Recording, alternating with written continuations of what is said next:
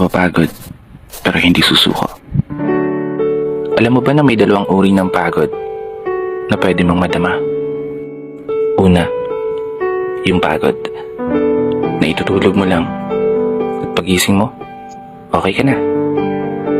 Pero may isang uri ng pagod na talagang kakaiba.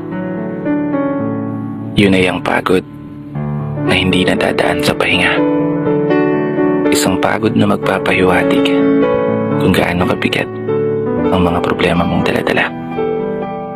Pagod na magpapanginig ng mga luha sa mata. Pagod na magdidikta sa'yo para sabihin ayaw mo na. Mapapatanong ka na lang talaga, saan nga bang direksyon ng aking mga paa?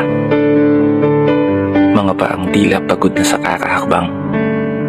Mga paang ngimay na sa kada tapak sa baitang ng hagdan. Isang hagdan na magdadala sa akin patungo sa isang palapag na pinapangarap ko.